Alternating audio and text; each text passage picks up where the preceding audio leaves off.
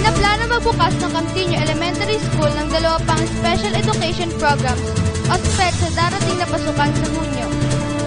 Batay sa liham na ipinadala ng punong guro ng Campiño Elementary School na si Dr. Consuelo Rivera sa punong tagapamanihala ng sangay ng kabanatuan na si Dr. May Eklar, ipinahayag ng pamunuan ang pagnanais ng paaralan na magbukas ng Special Education for Kindergarten, Fast Learners at Special Education for the Deaf. Kung sakaling makapagbukas ng SPED for Kindergarten Fast Learners, makukumpleto na ang SPED program for Fast Learners na ipinapatupad sa paaralan.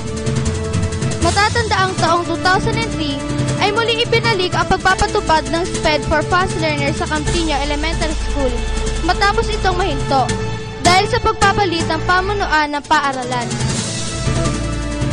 Magiging kauna-unahang paaralan naman sa ika-4 na distrito ang Campiño Elementary School na magbubukas ng klase para sa mga mag-aaral na may kapansanan sa pandinig. Batay pa rin sa liham, ginawang basihan sa paggiling ng pagbubukas ng SPED for the Deaf ang talaan ng mga bilang ng mga batang may diferensya sa pandinig sa Barangay Campiño na nakalap noong nakaraang Census of Population. Napipisil namang magturo sa mga SPED for the Deaf ang bagong guro ng Campiño Elementary School na si Ginang Rubilin Singian na may pagsasanay na sa pagtuturo ng mga batang may kapansanan sa pandinig. Hinihintay pa rin ang tugon sa liham ng Campiño Elementary School hanggang sa mga oras na ito.